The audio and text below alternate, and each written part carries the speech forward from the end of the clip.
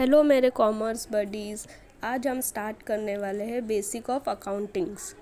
ये वीडियो उन सभी को हेल्पफुल होगा जो अभी अकाउंट्स में बिगनर्स हैं, जिन्हें अकाउंटिंग का ए भी नहीं पता है।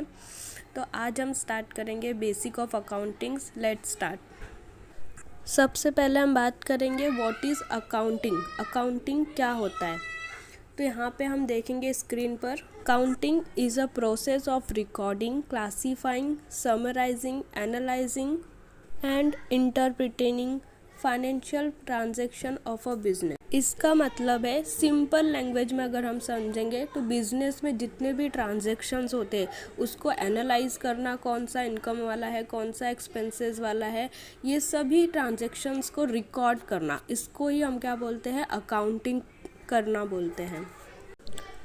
अब हमने अकाउंटिंग क्या होता है ये सीख लिया। अब हम देख रहे हैं कि अकाउंटिंग करने के क्या क्या बेनिफिट्स होते हैं, हम क्यों अकाउंटिंग कर रहे हैं। कुछ बेनिफिट्स है तभी तो हम अकाउंटिंग कर रहे हैं। तो हम देखते हैं क्या क्या हमारे बेनिफिट्स ऑफ अकाउंटिंग है। ओके, सबसे पहले अगर हम अकाउंटिंग करेंगे तो हमें प्रॉफिट और लॉस पता चलता है बिजनेस का। अगर हम प्रॉपर रिकॉर्ड कर रहे हैं हर एक ट्रांजैक्शंस का, इनकम है, एक्सपेंसेस है, तो हमें प्रॉफिट पता चलेगा या लॉस पता चलेगा। उसका रिकॉर्डिंग हो गया। देन हमें सेकंड पता चलता है कि बिज़नेस का फाइनेंशियल पोजीशन क्या है। अगर हमारे पास प्रॉपर रिकॉर्डिंग ऑफ बिजनेस है तो हमें पता चलेगा बिजनेस का फाइनेंशियल पोजीशंस क्या है, मतलब बिजनेस के एसेट्स एंड लायबिलिटीज़ क्या है। थर्ड बेनिफिट है रिकॉर्ड कीपिंग। इसका मतलब है कि हम जितने भी ट्रांजैक्शंस हो रहे हैं अगर उसका प्रॉपर रिकॉर्डिंग रख रहे हैं एक ही साथ में, इन फ्यूचर हमें जाके देखना है कि हमने पास्ट में कौन कौन से ट्रांजैक्शन किया है, तो वो हमारे लिए एक फ़ायदेमंद हो जाएगा कि हमें एक साथ ही रिकॉर्डिंग मिल जाएगा। फोर्थ है डिसीज़न मेकिंग। अगर हमने प्रॉपर रिकॉर्डिंग किया है तो हमें अपने बिजनेस के लिए प्रॉपर एक डिसीज़न लेने में हेल्पफुल हो जाता है। फिफ्थ बेनिफिट है टैक्स कैलकुलेशन। अगर हमारे पास प्रॉपर बिजनेस का रिकॉर्ड्स रखा है तो हमें पता चलता है कि बिजनेस का इनकम कितना हुआ है, बिजनेस का लॉस कितना हुआ है, मतलब उस बेसिस ऑफ द रिकॉर्डिंग के बेस पे ही हम अपना टैक्स कैलकुलेशन कर सकते हैं।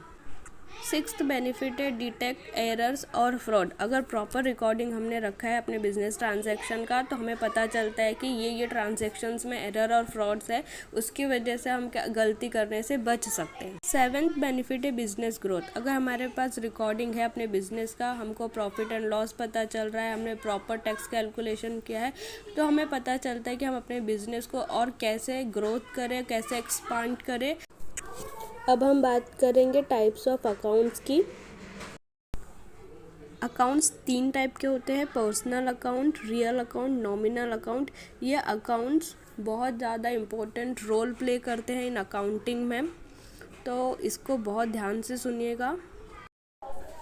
इसको अकाउंट्स में गोल्डन रूल्स कहा जाता है, जो कि बहुत इंपॉर्टेंट रोल प्ले करता है ये तीनों अकाउंट्स। सबसे पहले हम बात करेंगे पर्सनल अकाउंट की। पर्सनल अकाउंट का मतलब क्या होता है, personal accounts are related to individual firms और कंपनीज। मतलब है कि कोई अकाउंट जो इंडिविजुअल के नाम से रिलेटेड हो, फर्म से या कंपनी से, को पर्सनल अकाउंट कहा जाता है। सेकेंड है real account. Real accounts are the ones that are related to properties, assets of possessions.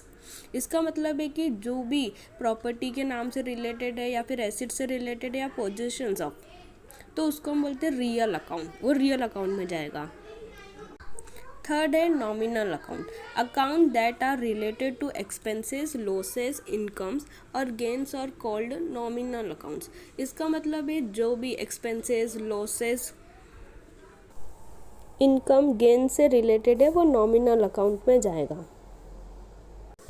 अब यहाँ पे आपको गोल्डन रूल्स ऑफ अकाउंटिंग दिख जाएगा। ये अकाउंटिंग का एकदम बेसिक बोला जाता है ना, वो है। अगर being as a commerce student कोई भी आपको अगर पूछे तो what is a golden rules of accounting, आपको ये मुंह ज़बानी याद होना चाहिए। ओके, तो हम कैसे बोलेंगे कि personal account debit the receiver, credit the giver. Then real account debit what comes in, credit what goes out. Third one is nominal account, debit all expenses and losses, credit all incomes and gains. ऐसे आपको बताना है जब कोई पूछे।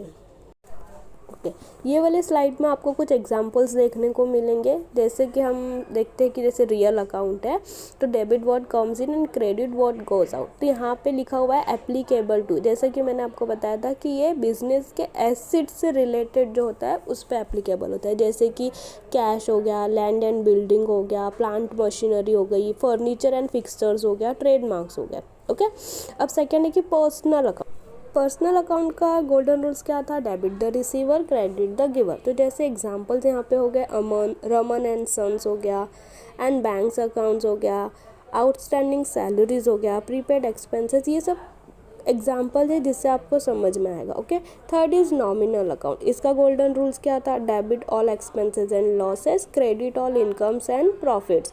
तो ये related to expenses और इनकम्स एंड लॉसेस से रिलेटेड है। जैसे कि इसका एग्जांपल हम ले लेते हैं, सैलरी हो गया, वेजेस अकाउंट हो गया, परचेस अकाउंट, सेल्स हो गया, कमीशन रिसीव्ड, ये सब एग्जांपल है नॉमिनल अकाउंट्स। और हमारा यहाँ पे बेसिक ऑफ अकाउंटिंग्स कंप्लीट होता है। तो bye bye and thank you for watching.